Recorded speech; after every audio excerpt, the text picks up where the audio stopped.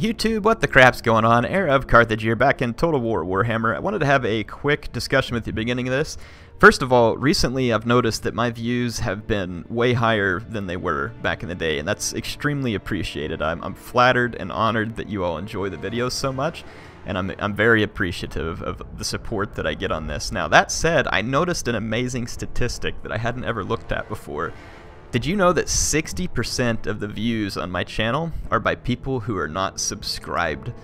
So, I mean, again, that's extremely flattering that so many of you come to watch my videos, even though you're not subscribed to it, and I'm getting all these views from people who aren't subscribed. If you like what you see, I'm not going to force you to, and again, I'm grateful for you to be here, but if you like what you see, please go ahead and subscribe. It helps out a lot, especially since YouTube, just for some reason, cut like 7,000 subscribers off me. I have no idea why, but the subscribers do help me. It helps my channel grow. If you like what you see here and more people subscribe, it helps me get noticed more in the comments, and it kind of helps this whole thing get bigger. I mean, yes, it helps me. I like all this, but it also helps you all too. The more successful my channel is, obviously the more often I can dedicate time to spend to it, and it just makes more sense for me to put time into as long as it's being successful. And it has been very successful over the years, and I have had a blast making videos for you all, and I hope to do it for many years to come. And I appreciate each and every one of you for watching it. I really do. But yeah, just encouraging you to subscribe if you haven't, so that you can continue to see more great content, and I look forward to making it for you. Now, that said, let's jump into a battle. This one's going to be the Empire versus Bretonnia. Didn't know what to expect here. Bretonnia has some pretty good air dominance, and in this case, my opponent brings a lot of artillery. I brought some artillery, and I picked my army, and I was like, man, I don't think this army is going to be very good, but we'll try it. I put Karl Franz on a barded warhorse rather than the Griffin, because I know he can beat King Leon, but I also knew that there could be Pegasus Knights, and I don't want him getting singled out by Pegasus Knights and the King. So I put him on the ground, and I brought a light wizard on the ground too, again, just to keep him away from the wrath of King Leon and the Pegasus Knights. So keeping my units on the ground here does limit their mobility some, but it also makes them harder for the Bretonnian to kill. I've got 3 Empire Knights, which very cool looking units, by the way. I haven't really done a lot of testing to see if they're a good unit for the price. Their charge is fairly low for kind of a shock cavalry, but it's not bad. I've got 6 spearmen, 4 handgunners. Some of you wanted to see me bring some armies with more skirmishers, so I did so. And I've got 2 crossbowmen. And then I've got these 2 mortars back here, which push up these cool, like, Napoleonic looking mortars. And these things make like kind of a cool whistling sound when they fire. Pretty neat. So yeah, anyway, that's my army. We're going to take a look at the opposing army here. There's 6 halberds, men-at-arms with poles, pole arms. Very cool looking units from Bretonnia here, but I think they're a little overpriced when you can consider what you get out of your men-at-arms with spears.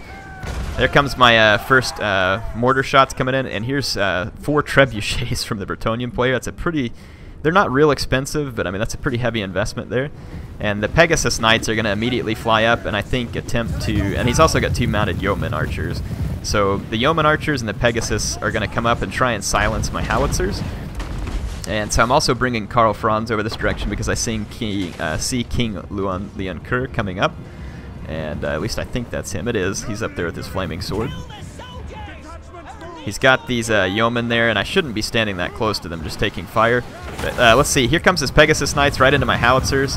I kind of figured he would, so I'm going to let him charge in, and I'm going to charge them down with my Empire Knights. And I don't think that these Pegasus Knights are going to like getting charged this way. In fact, they're taking severe damage from that charge. I've got my Bright Wizard back here, and I've got him at the ready, basically. I've got Karl Franz moving over here. My guns right now are mopping up the mounted yeoman archers. My Empire Knights got wrecked by Leon and these Pegasus Knights in a nice little sandwich charge. But now I've got these 2 units pinned down on the ground with spears, and this is one of the good uses of spears here. They can keep these units stuck on the ground, and now Karl Franz on his horse is going to do very well versus the King, and he's got spear support as well. Here comes a fireball into the yeoman archers. This is going to basically, hopefully, do a little bit of damage to them, except the fireball kind of went in a weird spot. I'm not really sure why it did that, but we chased off the initial Bretonnian air assault, But the king is stuck in melee combat because Franz and the spears are keeping him pinned, and Franz is going to do some serious armor-piercing damage. Eventually, the king is able to rout away. He's broken, and he's going to get back in the air, but he's basically dead. So the idea of keeping my guys on the ground works out, because when a flying unit comes down to the ground, it gets stuck, and it's unable to flee unless it can extricate itself from that combat. So it gives me a nice early lead here. His trebuchets have been firing away. 38 kills here, 10, 9, and so I mean you can see some of the trebuchets, I mean, get a respectable number of kills. Like if they were all getting as many kills as this one right here, it would be pretty spectacular. But you can see there's a bit of irregularity in their kills. Check that fireball kill out on King Luankur. So the flaming sword goes down with the fireball. He was routing, and I hit him with that fireball just to make sure that it gave the morale penalty the Bretonnian army, which is what I wanted. So now my men, this map pretty nasty here too. Look at the Chaos Waste, that like nasty aura to it. I'm moving up my handgunners, gonna get some initial shots, and I'm gonna push my whole army up closer. I'm under the fire of the peasant bowmen, which is, they are gonna be very superior skirmishers here, but I'm just gonna rush in on the Bretonnian army. They've lost their leadership, and now my guys are gonna be able to kind of fire away at them here, the handgunners. Gonna cause a lot of damage with the handgunners. His polearms don't have any shields. So yeah, my crossbowmen firing from back at the top of the hill as well, and then my handgunners will fire over the heads of some of my infantry. And then I've got Karl Franz moving around into the back of these armies here, and he's going to start after the trebuchets. I got Empire Knights coming around. My first wave of spearmen are charging in, and I'm going to have to deal with these regrouped Pegasus Knights.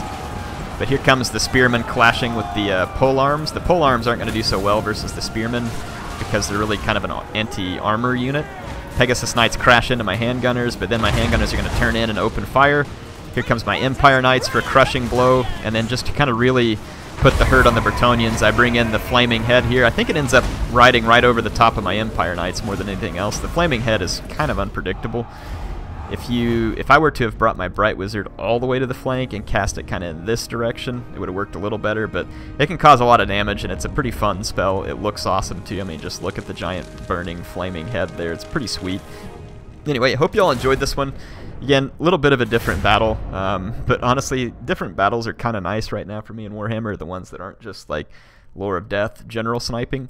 This one we both had some artillery, we both had some skirmishers, we both had some cavalry support, though his was mostly airborne.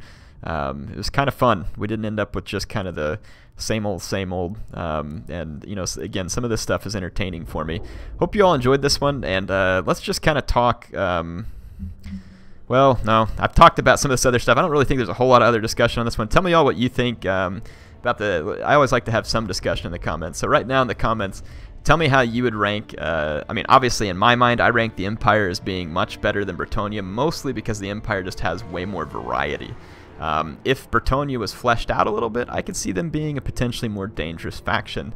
I don't really know much about Bretonnia from lore, though, so I'd be curious to see if you all can fill me in some on the comments. What kind of stuff does Bretonnia have in the Warhammer lore that could be added to the game and flesh them out and make them a more complete, more interesting faction? I already think they're kind of a fun faction, even for the few units they have. They actually play pretty well.